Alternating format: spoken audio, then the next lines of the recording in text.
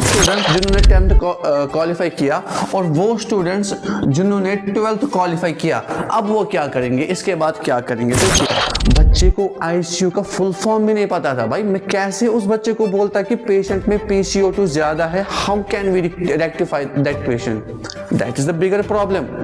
अगर कोई patient ventilate नहीं हो रहा है, कैसे हम पेशेंट को वेंटिलेट करेंगे। ये तो टॉप नॉच क्वेश्चंस है। बच्चे को आईसीयू का फुल फॉर्म नहीं पता था और वो लड़के भी थे, लड़कियां भी थी, सारे कश्मीर के थे। सिंपली अस्सलाम वालेकुम रहमतुल्लाह। देखिए, this video is very important. ये वीडियो जो है स्टूडेंट्स के लिए है और पेरेंट्स के लिए है। रिसेंटली जो 10th क्लास का रिजल्ट निकला, 12th क्लास का रिजल्ट निकला, most of the student they qualified 10th class 12th class. इस वीडियो में आपसे मैं क्या कहूंगा कि 10th के बाद आपको क्या करना है और 12th के बाद आपको कैसे आगे बढ़ना है, कैसे आपको अपनी एजुकेशन को आगे बढ़ना है, कैसे आप आपने जो गोल्स बनाए हैं, जो आपने एम बनाया था बचपन से, कैसे आप उसको अचीव कर सकते हैं। बट डोंट फॉरगेट, आप में से बहुत सारे बच्चे ऐसे भी हैं जिन्होंने 500 में से 500 लाए, जिन्होंने 500 में से 400, 300, 160। There is no difference between जिस बंदे ने 400 में से 500 में से 400 लाए, 500 में से 500 लाए, इवन जिस बंदे को 500 में से 160 मार्क्स आए हैं। चाहे 500 में से 500 वाला बंदा, चाहे 500 में से 160 वाला बंदा, स्टूडेंट दोनों सेम है। There is no difference.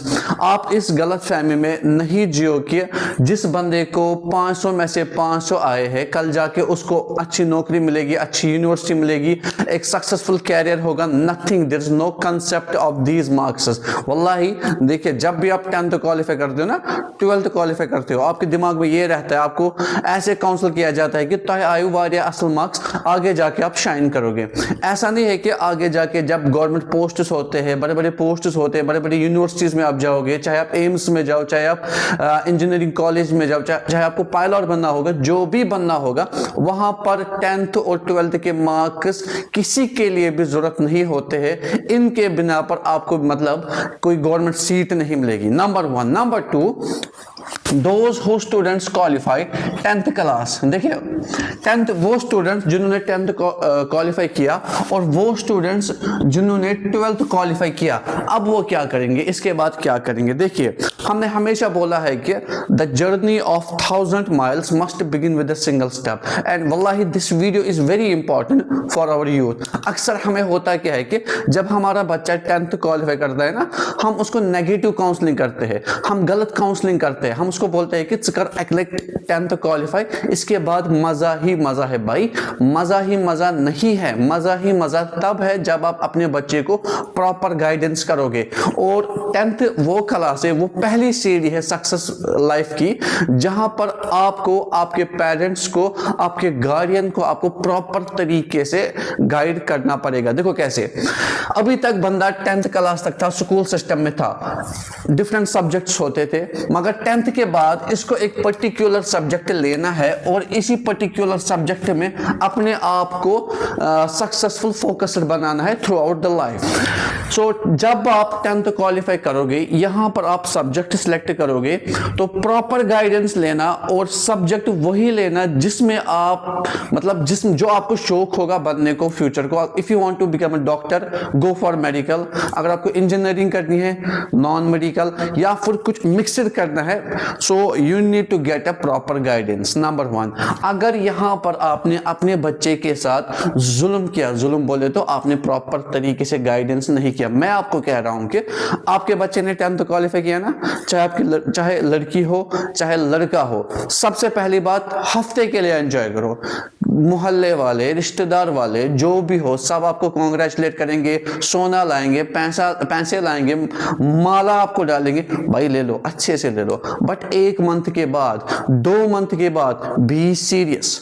चाहे आपको 1 मंथ लगे, चाहे आपको 2 मंथ लगे, प्रॉपर तरीके से बच्चे को आप 10th क्लास में गाइड करोगे कौन सा सब्जेक्ट लेना है।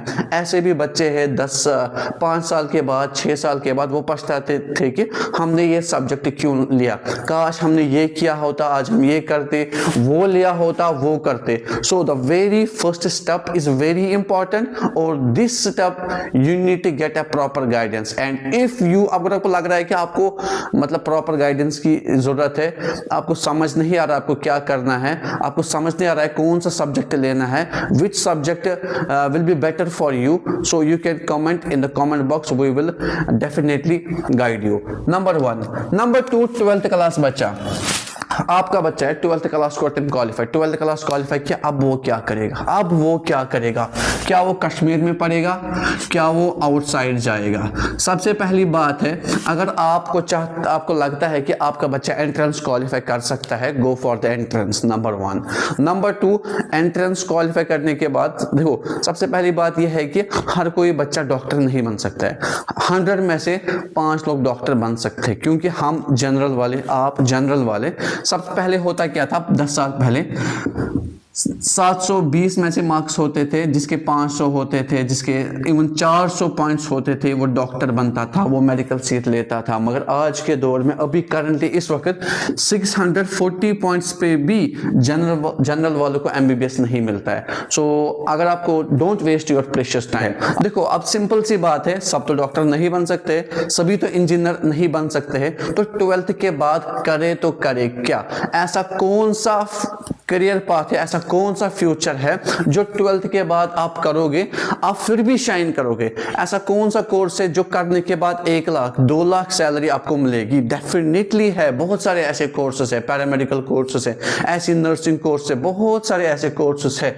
बट द थिंग इज कि आपको कश्मीर में करना चाहिए कि आपको आउटसाइड कश्मीर करना चाहिए। देखो, 2 चीजें हैं। अगर आप कोई डिग्री करना चाहते हो आउटसाइड द कश्मीर में नहीं हो रही है, तो आउटसाइड कश्मीर भेजो। नंबर 1, कश्मीर के बाहर जाओ पढ़ने के लिए, मगर अपने बच्चे को प्रॉपर तरीके से भेजो। देखो, जितने भी बच्चे कश्मीर के बाहर पढ़ने के लिए जाते हैं भाई, 100 में से 90 बच्चों को पता नहीं होता हम क्या करते हैं। पहले आपको पता होनी चाहिए कि आप अपने बच्चे को आउटसाइड द कश्मीर भेज रहे हो 2 साल के लिए, 5 साल के लिए। जो भी डिग्री वो वहां से अचीव करेगा, क्या उस डिग्री में कल जाके फ्यूचर है? क्या आपके बच्चे को कश्मीर में जॉब मिलेगी? नंबर 1। नंबर 2, जिस भी यूनिवर्सिटी में आप जा रहे हो, आप अपने बच्चे को एडमिशन कर रहे हो, क्या वो यूनिवर्सिटी आपके बच्चे को क्रीम बना सकती है?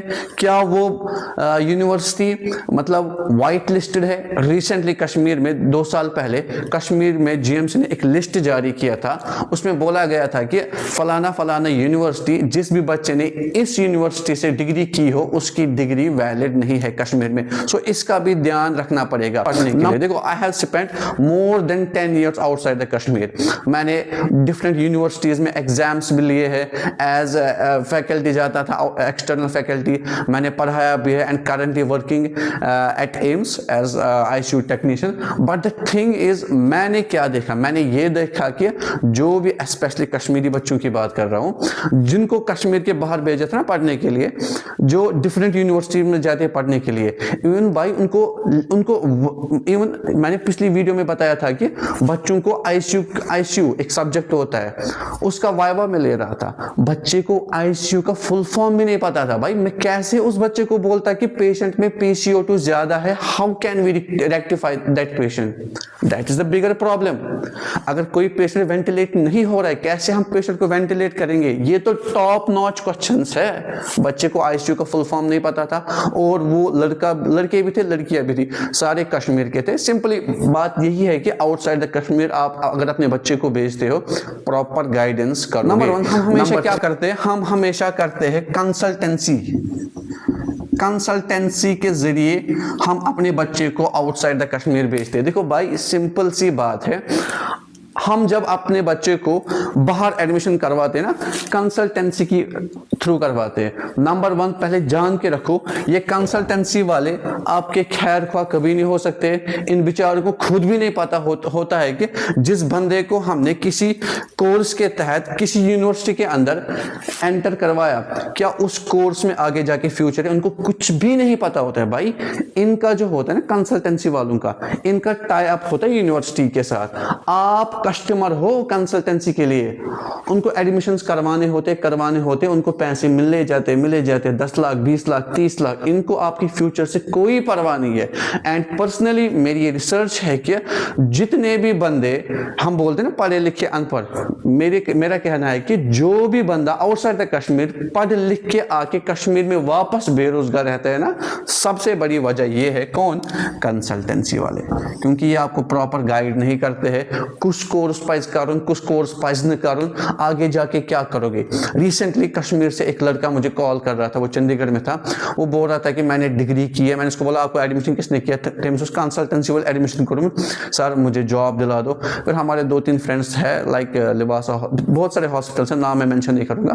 फिर हमने एचआर को कॉल करके उसका इंटरव्यू करा के उसको जॉब दिला दी। सिंपल सी बात यह है, जब भी आप कोई कोर्स करोगे आपको जॉब मिलनी चाहिए। हमारा मोटिव, हमारा अपना कैंपस है एमएक्स कैंपस, हमारा ये मोटिव है कि जो भी बंदा हो कश्मीर के अंदर, इवन इंडिया के अंदर, चाहे वो ईस्ट से हो वेस्ट से हो, कश्मीर से हो कन्याकुमारी से हो, प्लीज आपको जॉब नहीं मिल रही है, हमारे साथ कांटेक्ट करो, फ्री ऑफ कॉस्ट, मुफ्त में आपको जॉब दिलाएंगे। आपको गाइडेंस चाहिए ना कैसे नर्सिंग में नॉर्थ सेट क्वालिफाई करना है, कांटेक्ट अस। आपको चाहिए, आप चाहते हो कि सीआरई एम्स में जाओ, कॉमन रिक्रूटमेंट एग्जामिनेशन वो क्वालिफाई करना चाहते हो, हमसे कांटेक्ट विद अस। हम आपको एक ऐसे ग्रुप से मिलवाएंगे जिन्होंने टॉप रैंक्स लाई है, all India rank 1, all India rank 2। तो डेफिनेटली जब आपने कुछ सोचा है, आपको कुछ बड़ा अचीव करना है, so it definitely needs proper guidance. And this I request all the people of Kashmir, specially parents, 10th class very important. यहाँ पर सिलेक्ट करवाओ बच्चे को ऐसे सब्जेक्ट्स जिनमें उसका फ्यूचर बनेगा। नंबर 1, जिसने अब डिसाइड किया था 10th में मुझे करना क्या है, आज उसने 12th क्वालिफाई किया, तो मेक श्योर आपको कश्मीर के बाहर जाना पड़ेगा। डेफिनेटली अगर आपको जाने की जरूरत है जाओ, मगर कहाँ जाओगे, किस यूनिवर्सिटी में जाओगे, कौन सा कोर्स करोगे, कैसे आगे बढ़ोगे, you need our help, please drop the message in the comment box. Thank you.